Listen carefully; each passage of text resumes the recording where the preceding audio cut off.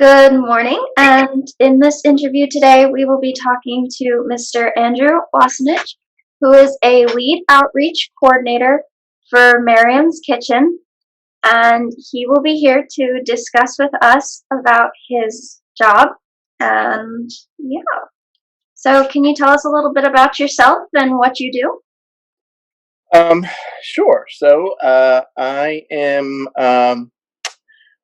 originally from Allentown, Pennsylvania, which is not too far from Kutztown, and I grew up there my whole life, and um, went to college in New Jersey. Spent a few years in New York. I studied theater in college, and spent some time in New York working in theater. I went back to school. At a place called the University of North Carolina School for the Arts, where I studied theater some more.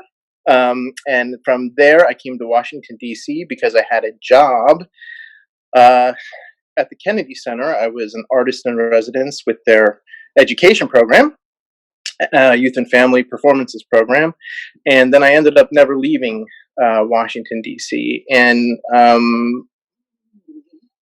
I ended up making a pivot from theater into homeless services, which can kind of get into the background of that a little bit. But I ended up getting a job with Miriam's Kitchen, initially just as a regular old homeless street outreach worker. And, I've been doing it for 4 years. And about a year ago, I became the lead outreach coordinator for our outreach team. So I'm not doing as much direct interaction with people on the street and doing more coordination of having our team respond to the various needs in the city. So you've been with the program for a little while now, then. Yeah, it'll be 4 years in January. That's great. So some questions that we have about the program. One of the questions was, does Miriam's Kitchen do outreach fundraisers, or do you guys just do donations? So Miriam's Kitchen is kind of like a medium-sized nonprofit organization. So all of our fundraising comes from private individuals and corporations. Oops, hang on a sec. I hit the wrong thing. And corporations and also some government contracts to fund some of the specific programs that we run. So, for example, our outreach team is funded by a grant from the District of Columbia, from the Department of Human Services, to be a part of we're one of 3 providers who provides homeless street outreach services to the city. So our program is funded by a government grant, and we have a permanent supportive housing program, which basically we contract from the local government, and we provide case management to people who have been matched to housing resources. And then everything else is, like I said, pretty much privately funded through people who want to support an organization like Miriam's Kitchen that helps people experiencing homelessness. We do, when we do fundraisers, we have an annual fundraiser, like a big gala where tickets are really, really expensive at a fancy hotel. And, and we do some other various fundraising initiatives, but it's all not too similar. I mean, you may not know, but nonprofit organizations have a traditional way of running money and of raising money, and it's usually a combination of individual giving, like corporate or organizational giving, and then some sort of government funding as well. And that's how we raise our money. The operating budget is I think over $6 million a year, or $7 million a year. Well, that's awesome. Sounds like you guys get some good money then to help out these people, because I know you guys take in some veterans too. Mm-hmm. My family, we're a big supporter of veterans. We have a lot in our family, and hearing some of their stories, that must be so cool to just listen to some of the amazing things they've seen or they've done. Yeah, it's there are homeless vets, and I mean we work with homeless veterans, and there's actually in Washington D.C. There are separate systems to help house people experiencing homelessness, there's one system specifically to help people who have served in the military. There's another system for families, like so, single mothers with children, or like intact families who are experiencing homelessness. It's kind of another system.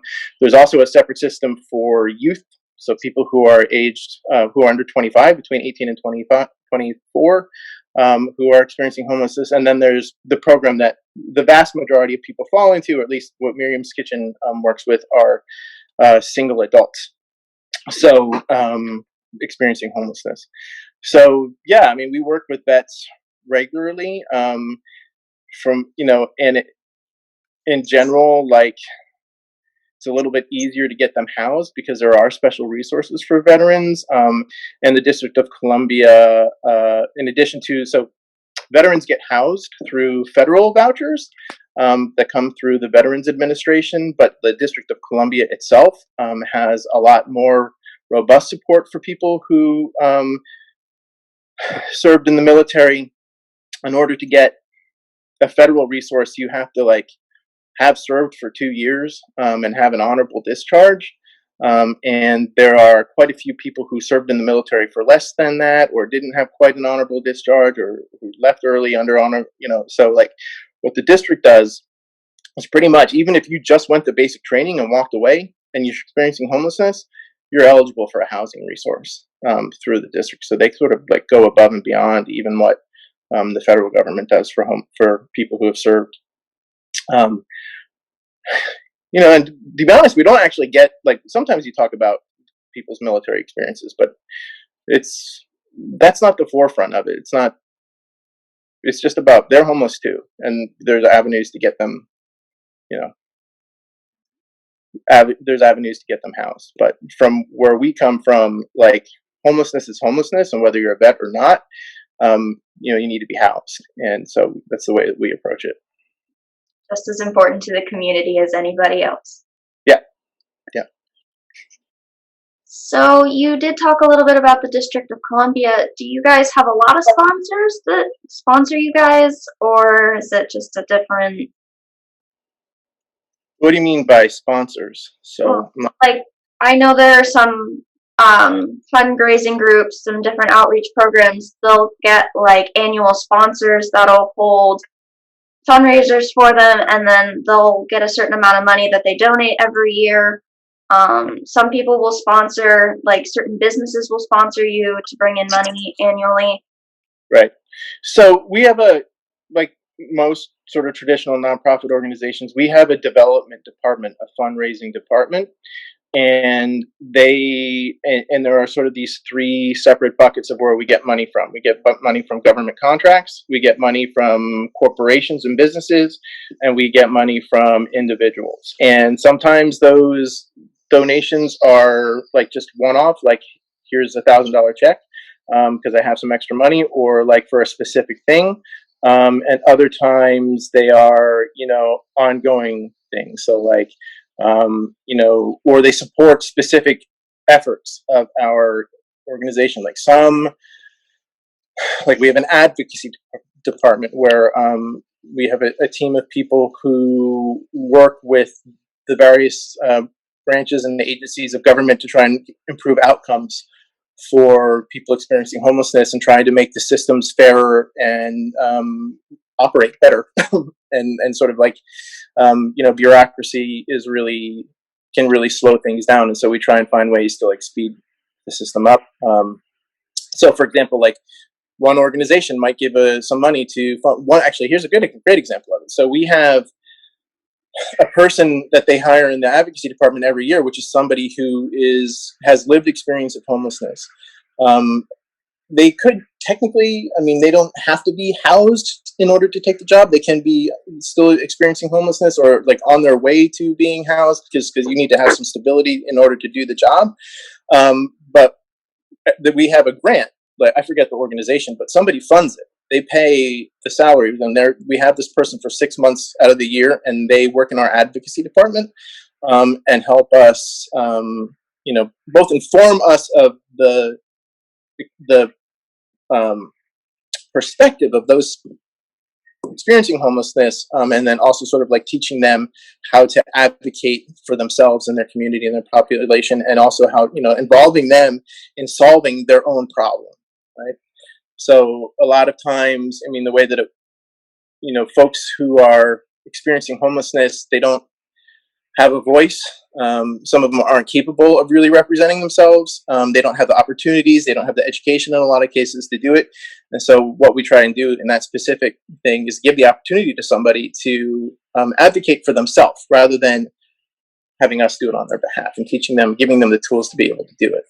And that's an example of a position that's funded specifically by a donation from I forget who it is, a law firm or something like that. I mean, and our funders, they run the gamut from, a lot of law firms, but like we have big corporations that fund us, like Boeing, the airplane company, they have a big presence. All kinds of like major corporations fund us, and give us gifts. And that some of those gifts are one-time gifts. Like I said, some of them are for multiple years. Some of them fund specific things. Some of them are just general funding. And then, yeah. Very cool. So, based on your knowledge of homelessness and how it's been changing over the years, how long do you estimate it will take to end chronic homelessness? Well, that's a really tough question to answer because it's a solvable problem. But you have to have the political will to solve it. And that means people have to sort of understand the problem, and it's a very complicated issue, and it's nothing in it is really black or white. And so like you have to educate people on the problem and how to solve it. And there's just a lot of stuff in there. So when I first started working for Miriam's Kitchen, this District of Columbia had this statement, and Miriam's Kitchen was a part of it. Like, we're going to end chronic homelessness by like 2018 or 2019. Well, I mean, it's almost 2021, and it's only getting worse. So like, it's because of we were making improvements, but now we have a pandemic and things are getting worse. So, it's hard to say, but there's so many complex elements here and issues to it.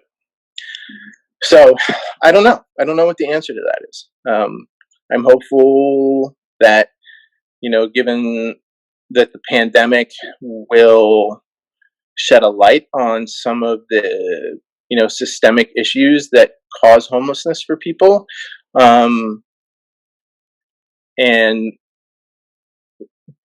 we just have to see. Just sometimes just getting a small community of people to really understand it is so difficult, let alone an entire country of people that sometimes don't even want to look at that kind of stuff. They don't want to recognize that it's there. Yeah. So it's just really, really complex.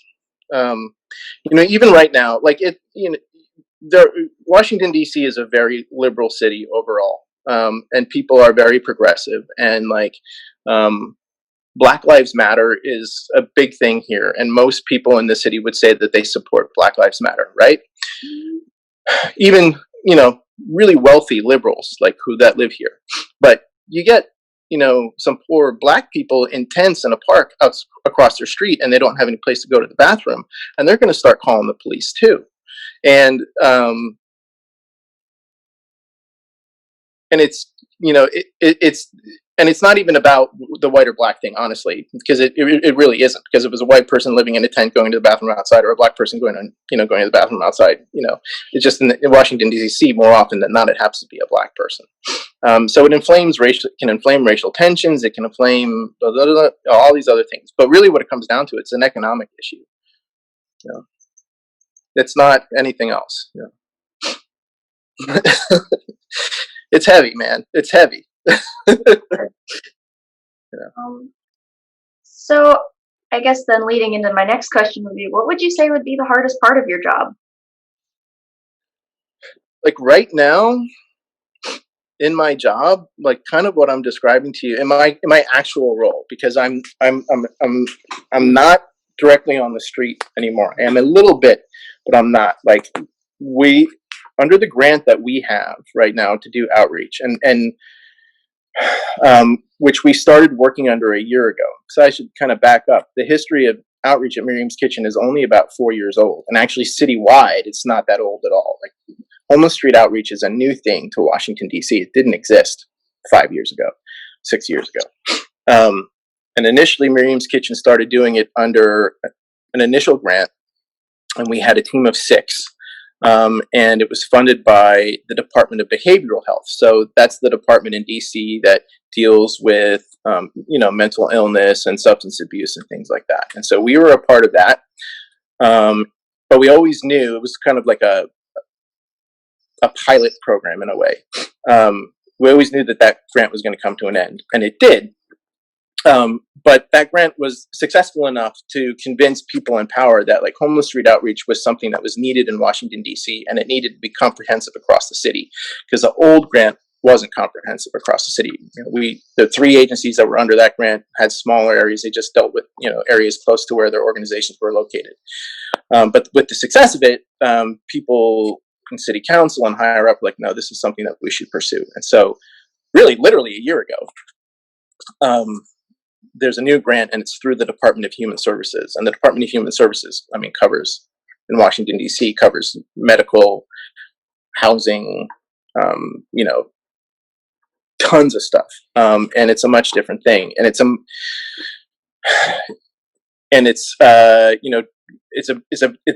branch of the executive body of the local government, right?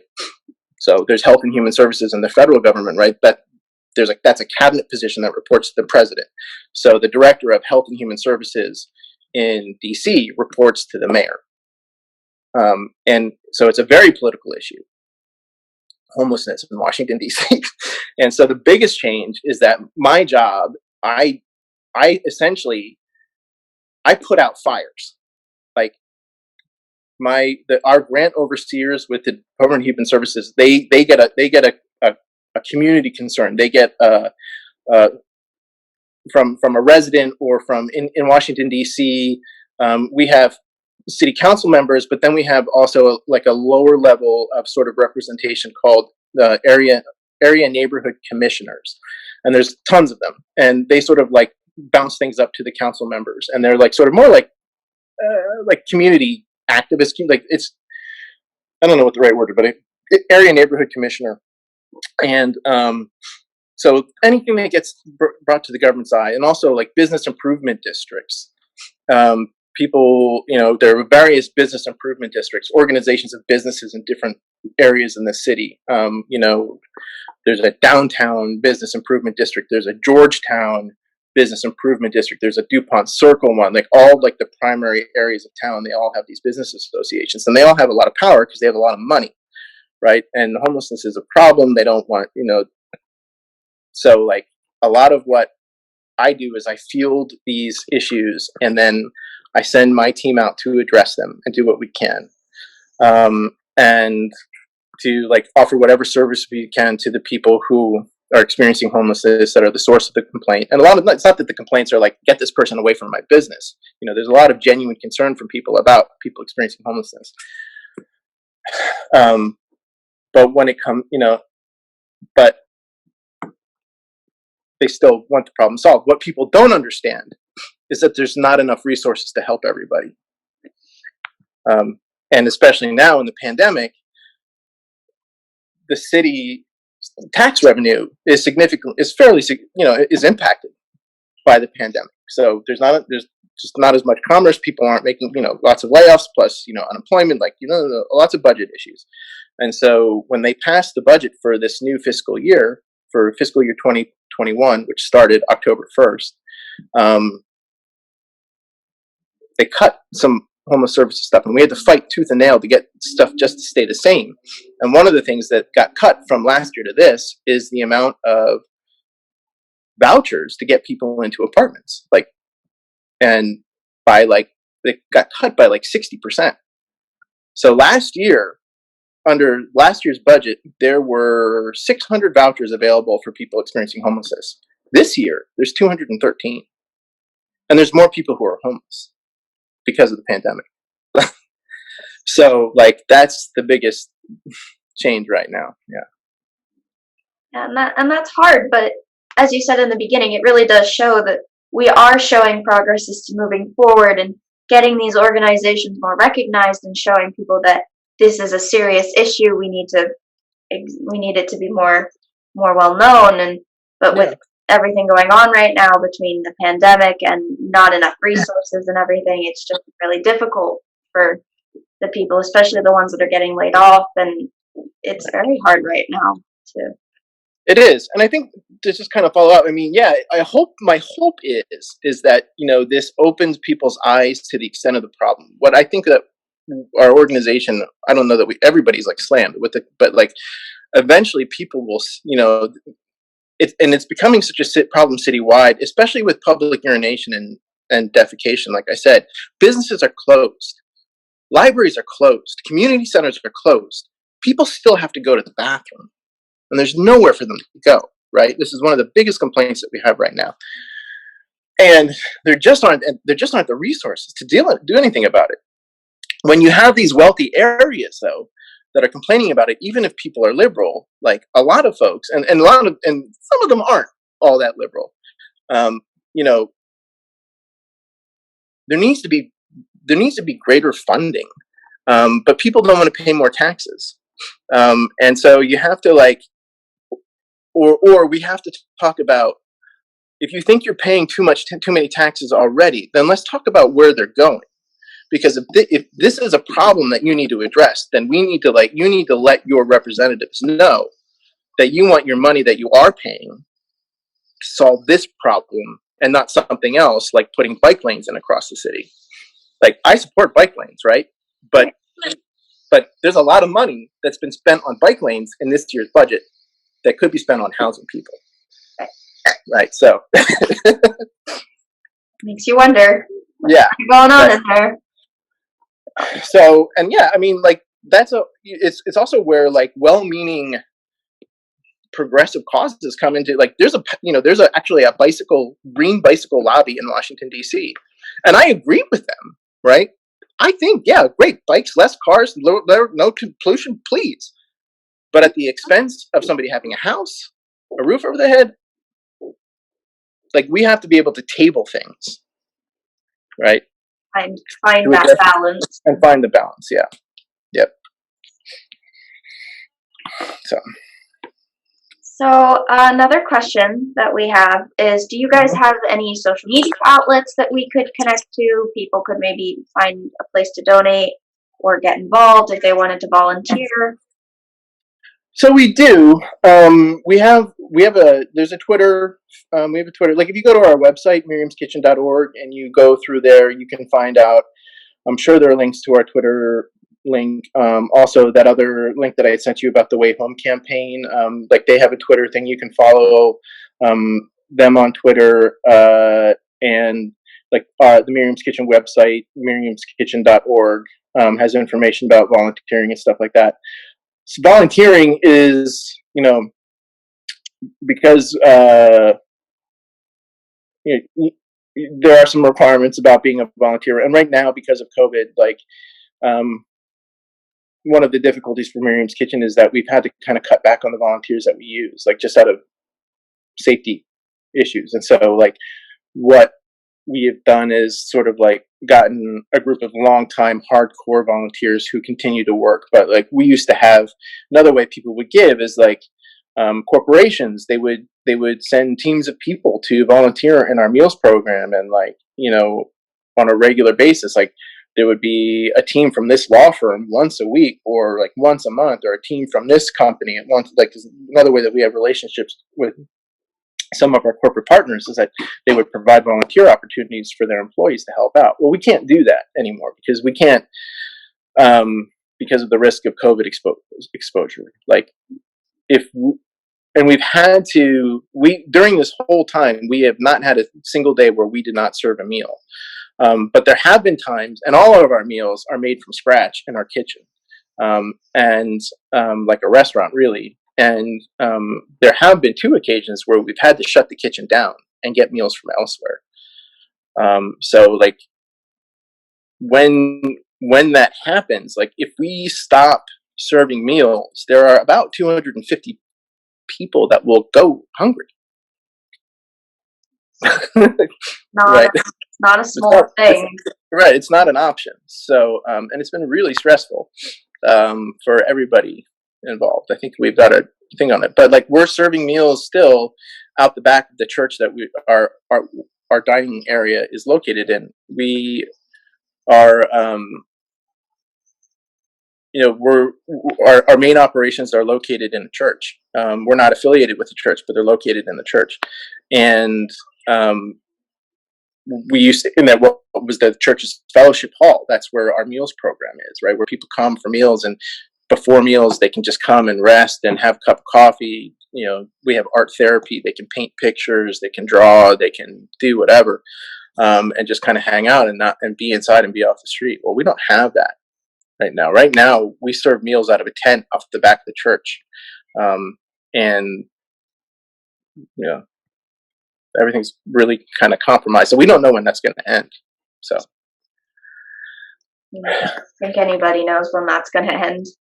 because the other thing is that in general, the homeless population is really vulnerable to COVID, because they have a lot of underlying health conditions that if they get it, it's not going to be good for them.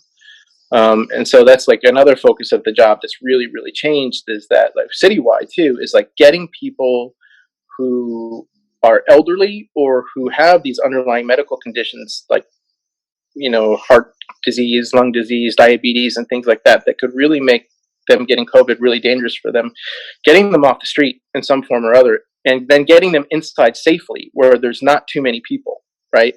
We've had outbreaks in shelters and stuff like that, and we've had, and so figuring all that stuff out, it's been just a Herculean task, and it's and it's hit bumps along the way. I think we're making some progress as it's getting cold, but it's been really tough. Definitely kind of scary. Mm-hmm. The amount of between the increases and the people that are at risk, and Mm-hmm. people at risk is, if you count homeless people, you're probably going to double the numbers of Right. what people are already considering. So and considering that how COVID spreads, like it's worse if you're inside, right? And there's lots of people inside. That's the worst possible thing. Like if you're inside with a lot of people, you're most likely to get it. And so the other difficult thing is that there are people who don't want to go into. There are hotel programs that have opened up where, like, we're getting these vulnerable people into hotel rooms. But a lot of people don't want to do that because there are restrictions, or they have other, it doesn't fit them or whatever. Or maybe they're not eligible because they don't have the medical criteria to get in, but they also don't want to go in a shelter. I mean, and people generally, lots of people don't want to go in shelters for all kinds of valid reasons. But like right now, like I don't want to get sick. Right? So you can't argue with somebody who says it's safer to be outside right now than it is to be in a shelter. And that's another problem. Yeah.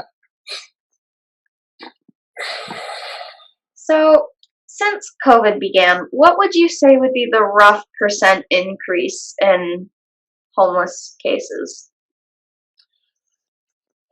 Yeah, it's tough to say because there hasn't been any kind of official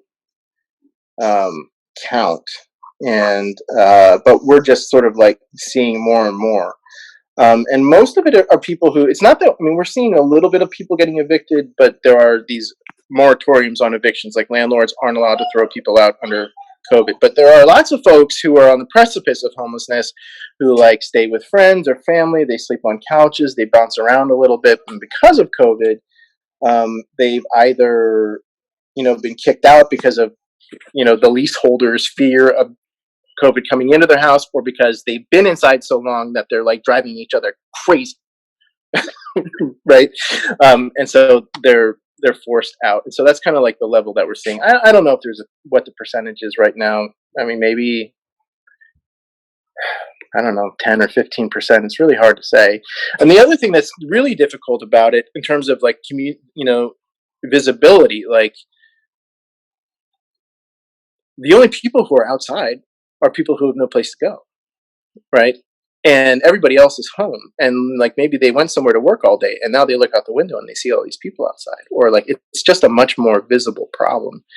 And whether it's because of homelessness or, their low income who would otherwise have been spending their days elsewhere. And they don't have anywhere to go, be outside. So, yeah. So, in your letter that you had sent to me, you had mentioned that you have a young son.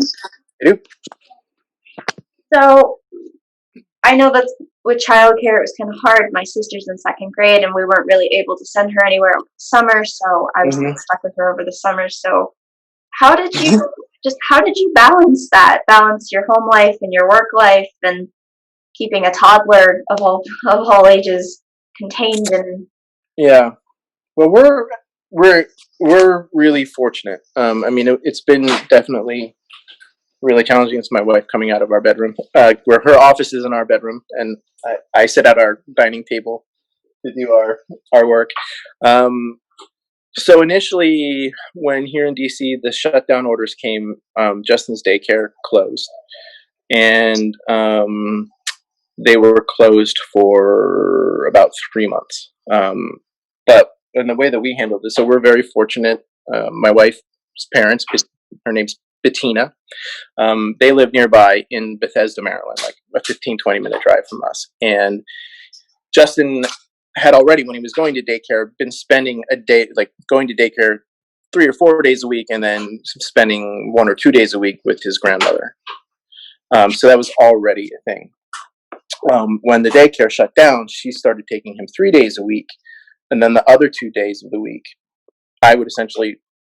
Bettina would work in the morning, and I would take care of Justin, and then I would work in the afternoon, and she would take care of Justin, and so that was twice a week. So, we were able to kind of make that fit. Then, right at the end of June, his daycare was able to open because we had reached that next phase 2 in our opening up here in DC, which we're still in phase 2 here in DC.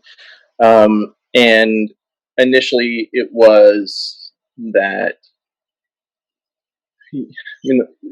they've actually done a really great job with how they're handling it. They've set up each classroom as its own little pod. So if like somebody does have a positive test out of one of that, it only shuts down one class and not the whole school. And which has been great. But it's been the hours that he's been able to go. There were 2 drop-off times and 2 pickup times. You could drop him off at 7:30 in the morning or 9:15 in the morning, and you could pick him up at 4:30 or 6 p.m. And like after being home with us and whatever, like going back to school, to have him there. First of all, 7:30 in the morning is never going to work for us because we just don't operate that early. And then like 6 o'clock, we just didn't want to have him there all day. So we were dropping him off at 9:15 and picking him up at 4:30.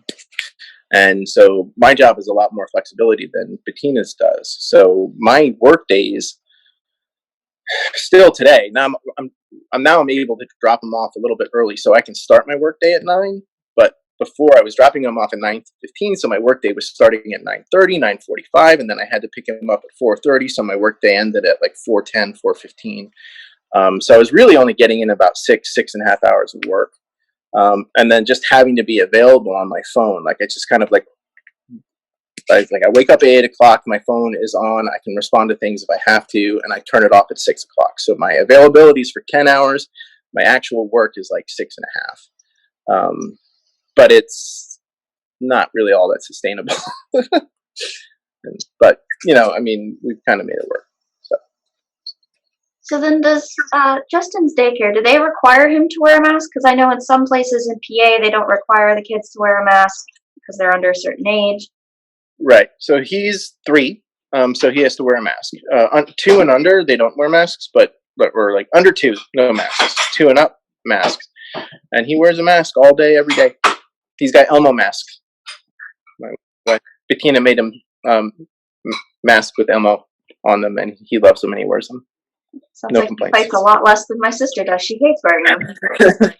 Yeah. It's also like how you frame it, and he's also really young. Like, you frame him that we wear the masks so that we say there are really bad germs right now. Really bad germs are out there right now, and so we wear a mask. So just in case we might have those bad germs, we don't give them to somebody else. And they wear ask because they might have those bedrooms and they don't want to give it to us, like so. And for somebody, it's interesting that like a kid that's 3 years old doesn't want anybody to hurt, right? He wants, so like he's more than happy to do it. Yeah.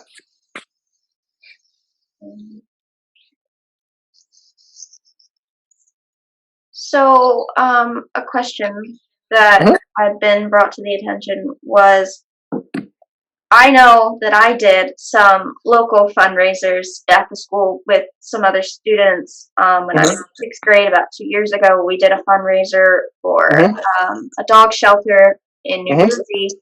And then last year, we did a fundraiser for the police department. We made snack bags for them to take on the road. And I was just really wondering if you had any advice because we're trying to do stuff like that for the people that don't have it, and it's just really hard with COVID restrictions right now. Gotcha. So I've been a little bit tone deaf to your questions about how we raise money. So like I get, so you guys would like to help out? How can you help out? Um,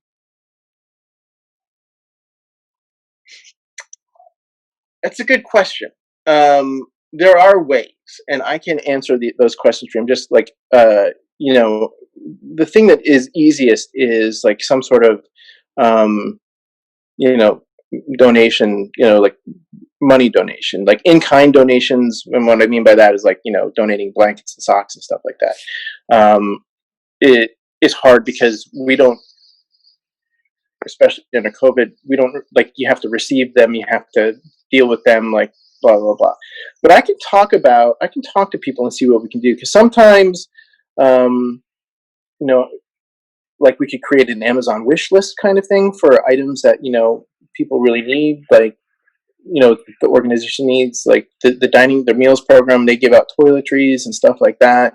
We on the outreach team right now, we're getting into winter, so like hats and gloves, and hand warmers and long johns, and even sleeping bags. There's a specific kind of sleeping bag that we give out, but like all those things like are things that we can definitely use, and I can talk to somebody about maybe creating a little Amazon wish list, for you guys. That would be like a thing that might be a way to solve it, and just be like hats and gloves. um, sometimes people create care packages and things like that too, but like a lot of times there are things in those care packages that don't work or like where or yeah, and it's been the kind of thing where people like churches or whatever, they create these care packages and they write these little notes and letters, and sometimes that's fine, and sometimes it doesn't work. It's really kind of hard to do. But I can put you in touch with somebody, and if and I'll be honest, like feel free to like bug me about it if it doesn't happen overnight, but I can put you in touch with somebody, and like we can find a little solution like that. We can set up a little Amazon, like also depending on what you want to do, like what works for you. But there are definitely things that we can use, and we often have to ask for, so because we run out at a given time. Yeah. Because we had talk about there's a shelter. It's similar to what you guys do, but it's more towards kids. It's called St. Mary's, Hmm. and they take in anywhere between infants to 18-year-olds. And they were doing a little while ago a recent collection at my church. I know they were doing some stuff, and my Hmm. grandmother's a very big advocate of it. Hmm. And they were just looking for a lot of donations, and that was something we were trying to help with at our church, and we were able to get some stuff in. And I know in Kutztown we've been looking for a group that would be willing to take some stuff, but with COVID and everything, it's just been so hard for us to find someone that would be Yeah. willing to take it, or just us in general being able to find a safe way for kids to bring it in and then make sure Yeah. it's safe to give out. Yeah, like I know we have some clothing that we give away to people who come to our meals program, and occasionally, our outreach workers, we dip into that and we take stuff to people, pants, shoes, whatever. And like right now, we're out of pants for men's pants. We don't have any. I mean, and we're not like, it's not the bread and butter of what we do. Like we don't have, but we always have stuff on hand if we can. And like yeah, and sometimes, I mean, it's just like one of my teammates, like she just recently put a thing on her Facebook page. It's like, hey, I really need some sweatpants, and like, you know, people like Venmoed her the money for sweatpants, or like she did a little Amazon wish list thing for sweatpants, and she got a whole bunch of them. And part of it is that like when I would do that all the time, but I don't have the capacity. It's like it's really time consuming to be able to sort through all of that stuff, and we're short volunteers and all of that. But like, you know, if people, we could find like a half a dozen things that are like $20 or less, and people can buy as many, you know, what would wanted to do that, like we could work that out. Yeah, That would be a lot of help. Just even the small stuff, like a 6-pack of socks, can be the difference yeah, for someone. yeah. Socks are huge, all year round, but especially in the winter, because when your feet get wet, whether from sweat or from snow or whatever, like it's a real big problem, and it can really hypothermia. And people, you know, being exposed in the cold is a real issue. And again, there's not any. I mean, there are places for people to go. There are hypothermia shelters. Extra shelters are going to be available. We have these hotel programs. Some people, you know, like just don't like being around other people, right? You know, and there are, you know, or they have their reasons for not doing it.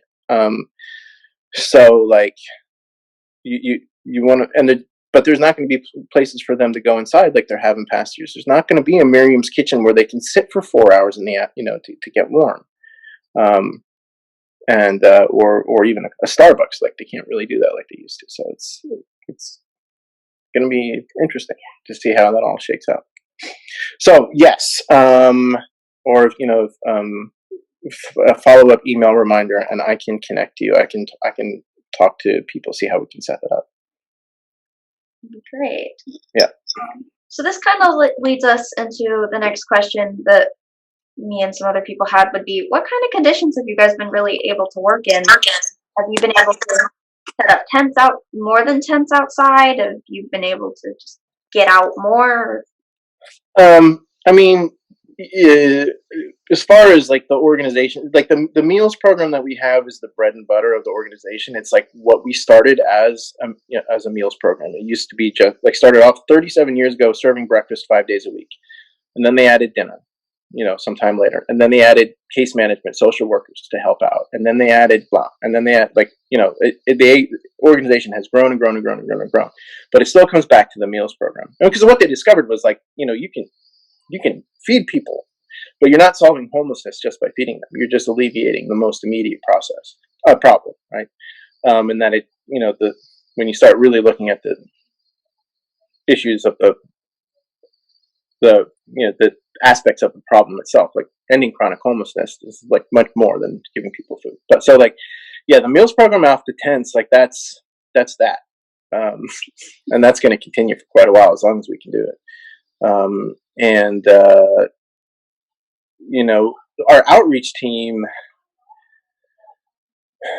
you know, nothing's really changed about how we do it. We have to do it. Like you know, it's been one of the hardest things is that we have a government contract. The rest of Miriam's Kitchen is like, you know, they do everything that they can to make sure that they're of the well-being of their employees and stuff like that. And outreach, one of the toughest thing about this is that we have been out there, you know, in dangerous conditions, and we've had no choice. And so our jobs haven't really changed. I mean, we spend a lot of time, and we still do hand out masks and hand sanitizers to people. You know, we try to conduct all of our business outside. Well, you can't conduct it inside. You know, before, we could meet people in our dining room, we could meet them in a McDonald's, or we could meet them, you know, wherever, like to do what we needed to do with them. And now, like, it all has to be outside. And there are a lot of other programs in the city where, you know, they weren't required to see people. Like, just everything got so slowed down. Like, IDs, people need to get IDs in order to get their house, you know, like social security card, birth certificate, motor vehicles, like health insurance, all of these things. Like, you couldn't do it in person anymore. And so, and then even like people who are matched to housing, like their housing case managers for a long time weren't required to see them in the field. And so we're the, you know, so that's the change, I guess, is that like it's just been we've been the only ones out there. It's getting better. People are back out there and working, but like we have to do everything outside. We can't do anything inside. Yeah. So you stated in the letter that you had sent to me that it's been a while since you've worked actually with the people face to face, but I was wondering if maybe you could tell us a little bit about what it's like just seeing some people go from the lowest point in their lives to being able to see them finally succeed and make it off the streets and just really get that chance to thrive. I mean, it's amazing. It's what we do this for. Like to, I mean, get somebody. The very first person that I got off the street myself, housed, had been homeless for over 35 years. And like nobody else trusted. He didn't trust anybody else. Like plenty of people had tried working with him and whatever, and he just like never responded. And then I was able to come along and make a connection with him and get him through the steps that needed to get through, and like got him off the street. And he's now been housed for 3.5 years. That's amazing. You know, like a lot of the I probably in the time that I've done the job, like personally had a hand in like getting, I don't know, about 60 people or so off the street, and in lots of cases homelessness for 10, 15, 20, 25, 30 years or more. It's amazing. It's an amazing feeling. It's amazing experiences. People are really, really grateful. And like, yeah, I mean, that's why we do it. There's, you know, yeah, and that's also why it's really challenging right now, is because there aren't as many opportunities to do that. There are fewer resources available. Like we don't get to have those victories celebrations as often as we were having them, and that's hard on the morale of my team. Like, and so we have to find other things to celebrate. You know, other victories, like, hey, this person talked to me today. Like, we need to take, you know, not like this person who never talked to me for the last 3 months or like whatever, like wasn't interested in doing anything. Like, he actually told me his name today. We're like, that's awesome. Like, that's a win, and we have to celebrate that. So we have about 5 minutes, so I'll ask you about 2 more questions, and then we'll. So a question that people had, because it's just with our teacher, it's been a bit of a question. So I have to ask: are you an Eagles fan? Does your family like football? I grew up an Eagles fan. Allentown is like when I was a kid, before like cable, like I'm from the days when like cable was still like basically 3 channels or like 6 channels or whatever. I was born in 1974, so but where I lived in Allentown, we got the local stations from Philadelphia and we got the local stations from New York, and all the games way when I was little and time to like, you know, get into sports, like we got the Phillies games on TV, and we got the Yankees and Mets on TV, and we got the Eagles on TV, and we got the Giants and Jets on TV. And so like I would have a Philadelphia team and a New York team that wasn't in the same division. So I was an Eagles fan and a Jets fan. I was a Phillies fan and a Yankees fan. So yeah, I grew up an Eagles fan. I definitely celebrated when they won the Super Bowl, but in general, I don't follow football anymore. I can say I lived in Washington D.C. now for like 18 years. I hate the Washington football team, and I always have. And I always, maybe now that they're not the Redskins anymore, maybe I'll like, you know, adopt them. But I did adopt. I sold my allegiance to the Phillies. I know it's horrible, but like I am a Nationals fan. I started rooting for them when they came to DC, and mainly it's because, as my work might also indicate, like I always root for the underdog. And the Phillies, every team that I liked growing up, they were terrible. And by the time the Nationals came along, the Phillies were pretty good or getting better. And like as a new team, the Nationals were terrible. So I have to root for the new team. Now they're good too. So I don't know. And under COVID, I'm not watching any sports. Like I have not followed any of it. Even baseball, I haven't really followed any of it. Partly because the Nationals were terrible this year. But like I don't know.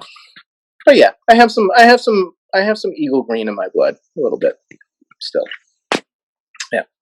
So my final question would just be, do you have any advice for the middle school and high school students, our eighth graders going to the high school next year, are kind of panicked about it, and just any advice in general would be great for us because we're all kind of stressing right now.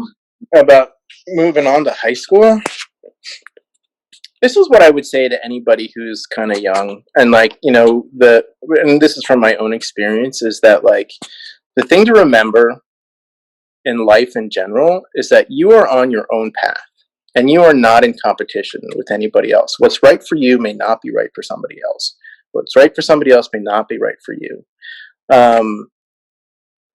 And there's a lot of like, I think about this particularly in terms of college. This is my own, partly from my own experience, and also just sort of I know when I went to college when I was 18, I knew that it was expected of me. But I also know that I wasn't ready for it.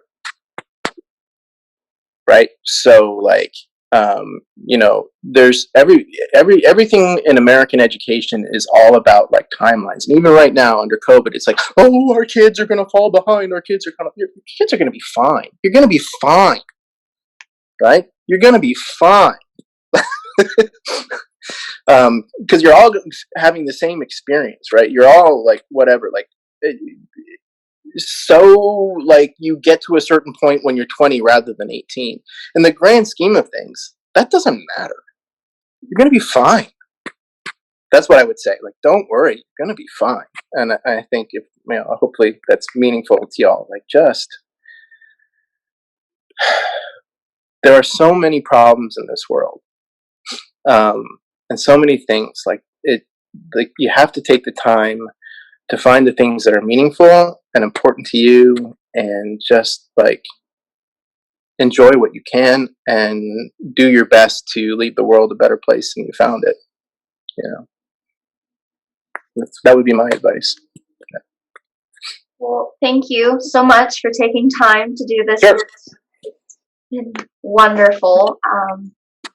Like you said before, I hope we can get in touch with somebody and possibly do some of the organized fundraisers. Yeah, I will reach out to somebody in our development office and see what they can say. I mean, I guess like, or I can have a conversation with your teacher about like the numbers of people that would be involved and like what, like finding like what the right fit would be. But yeah, we can talk about that. Okay. Yes. Cool. I just wanted to jump in here at the end and echo, and that was awesome. That was great advice for them. That was good stories. It was stuff that a lot of them aren't exposed to that they should be. So yeah, I really appreciate it. No you problem. taking time to talk with Leah. And No Leah, problem. that was well done. Yep, I agree.